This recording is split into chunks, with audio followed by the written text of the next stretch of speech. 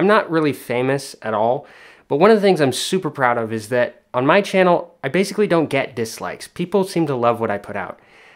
That might change after today. Let's get into it.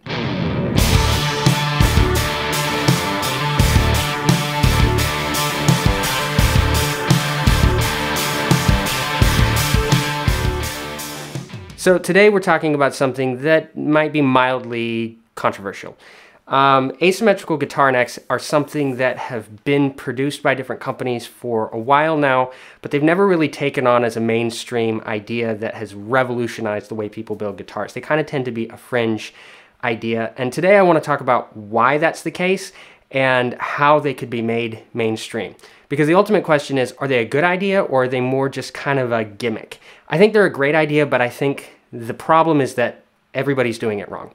Now, I know that's like literally the most arrogant thing I could say, but I think it's true, and by the end of the video, hopefully you'll understand where I'm coming from and why I have that opinion. So let me tell you my story. So growing up, I would get guitar magazines, although typically more they weren't magazines, I would get catalogs. And looking through the catalogs, you would see these really premium Les Pauls and occasionally other, instruments like custom shop Fenders and things that would have asymmetrical necks. You would never find budget priced or even mid-range priced instruments with asymmetrical necks. Even Ernie Balls that have the asymmetrical necks tend to be over a grand, which to me might be mid-level to some people, but not to me. That's a lot of money for a guitar. And so I was always tempted by that idea because they were always advertised as this great just ergonomic boon to the guitar industry. But so I always promised myself if I was ever going to have a custom guitar, it would have an asymmetrical neck. Now, mind you, that was without ever playing one. So then some time goes on and I acquire some different guitars and I start planning, what am I going to build? I want to build something custom. And so I start seriously considering what kind of neck do I want on this guitar. And at the same time, Ibanez starts working with Tosin Abasi. If you don't know who Tosin Abasi is, go Google him. And he has an asymmetrical neck on his 8-string guitar. Now, I know extended range is kind of a whole other deal, but he did it backwards. So typical asymmetrical guitars, or guitar necks, I should say, they are thicker on the bass side of the neck and thinner on the treble side of the neck. And this is supposed to make it more ergonomic. But Tosin has his guitar thicker on the treble side and thinner on the bass side. And his argument was, I feel like it's more comfortable. Now, guitar companies have been advertising the traditional asymmetrical neck profile as more comfortable for decades. So now an artist is coming out and putting that completely the other way around and saying, that's more comfortable. So I started thinking about it, and essentially what I came up with was this. The origin of asymmetrical necks is not in the luthier world. It came from musicians. It came from, as far as I understand, specifically Jimmy Page and artists in his era, where they would take and use a rasp or a file and shave down the treble side on the back side of their guitar neck to make it easier to play. Well, if you look at Jimmy Page's style, he plays his guitar extremely low. So his hand is coming at the fingerboard, if you will. If this is the fingerboard and this is his hand, it's coming at it like this. So having less material here, where you can wrap your fingers around the neck, makes a lot of sense. And then this portion of your thumb is filled in by the asymmetry of that being the wide point of the neck. The same thing is true of Stevie Ray Vaughan, Eddie Van Halen, many of these great guitar players who play their guitars lower down on their body. But Tosin Abasi, with the opposite technique, or rather, sorry, the opposite mindset when it comes to the asymmetry of his guitar neck, he plays his guitar up high on his chest. And so his hand is actually approaching the guitar neck like this, not like this. So by comparison, if you look here, if my hand is straight up and down, you see that the hollow is at the bottom of the neck on the treble side. So I understand why these classic players had guitars that were thicker on the bass side because of the way that they held their guitar. I also understand why Tosin has his guitar thinner on the bass side. So really, to put this all in kind of, to sum it all up, when you're playing your guitar, you want your wrist to be as straight as possible.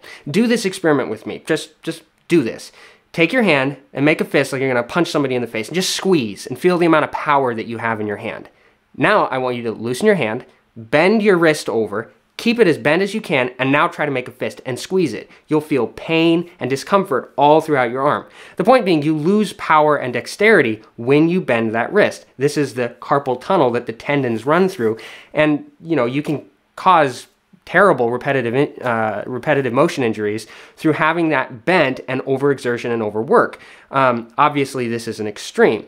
But when you're trying to play your guitar extremely low on your body, you have to compensate by bending your wrist. So by carving out the treble side of your guitar neck, you can actually alleviate some of that tension. So if you're a guitarist who loves to play really low down, I think that the traditional carve is more ergonomic. But really, that's called improper technique. I mean, there's nothing wrong with that. I'm not throwing any shade on anyone who plays that way, but I teach all of my students to not play that way because the only reason people play that way is for the aesthetic appeal. Not because it's easier, not because it's better, but just because it looks cool. And that's great. You need to look cool if you're going to be performing. I understand that the visual aspect is huge. However, it really doesn't help you play better. It makes it harder to play. So for those of you like myself who tend to play your guitar a lot higher, you actually want more like what Tosin has on his guitar, a thinner carve on the treble side and a thicker carve on the bass side. I literally said that the exact opposite of the way I meant to. You want a thicker carve on the bass side and a thinner carve on the treble side. I was failing so hard here. It took me 3 tries before I figured out how to say this correctly. I keep saying it wrong. Why can't I say this straight? It needs to be thinner on the bass side and thicker on the treble side. There we go. I think I said it. I swear I can speak English. So anyway, to kind of sum this up, I actually built, or rather put together, a parts guitar using parts from Warmoth, and that is this guitar right here. So this guitar doesn't have a reverse headstock. This is actually a left-handed neck because Warmoth makes asymmetrical guitar necks. They just only make them thicker on the bass side. So this guitar is thicker here on this part and thinner here because it's designed to be played on this side. But I put it on a right-handed guitar, which then gives me that same carve as Tosin has, or at least the same idea. It's not literally the same. In that it's thinner on the bass side and thicker on the treble side. And confirmation bias is a real thing. So I tested this out on a couple of people who had no idea anything about the neck. I was just like, hey, I just put this guitar together. And the 2 guitar players that I tested it out on, both of them just went, wow, that's a really comfortable neck. They had no idea why. They just said, wow, that's really comfortable. Now, both of these guys were sitting playing down. So this would be more your traditional placement of the guitar relative to your torso. So it's extremely comfortable here. If you want to play with this guitar very low, it suddenly becomes, with a strap obviously, it becomes quite uncomfortable actually. It's not better to play with. So I guess in summing this up, it really depends on the height of your instrument relative to your elbows that determines whether or not you want a asymmetrical neck that is thinner on the bass or the treble side. And that's my opinion. So that's why I would say most guitar necks that are asymmetrical are not actually better. They're actually worse when using traditional technique. However, for some special players, it does make sense, and that's why there are some famous musicians who have used them. It's not just all confirmation bias. It's not just that they thought it was a good idea and then liked it. It actually works better if you play the guitar slung down low with your thumb over the fingerboard. If you don't play that way, or if you play that way but still with your guitar up, then that sort of modern approach that Tosin Abasi and Ibanez are making is a lot better. So, yeah, if you liked what I had to say in this video, if it kind of intrigued you and got your mental juices flowing, send it to somebody and start a discussion. I'm not trying to tell everyone that they're wrong out there. I'm trying to bring a little bit of light on 2 polar opposite perspectives on an issue that companies have not really... I don't feel like there's a lot of very thorough accurate information out there on this subject, to be quite honest. There's a lot of opinions, and there's a lot of just following other people who are following other people who have no idea why it's better. They're just repeating the rhetoric because it sounds good, and it's a way to sort of stick your head above the rest of the crowd by having asymmetry in your guitar neck. But just let me know what you think in the comments below. Again, I'm not right. I think that I just have a broader perspective than a lot of people do, and hopefully this is good food for thought for a lot of you. And if you're going to build a custom guitar, consider trying it out the way that I did, because I will never go back. I will never go back to a symmetrical guitar neck if I have the choice, because it's so freaking comfortable to play.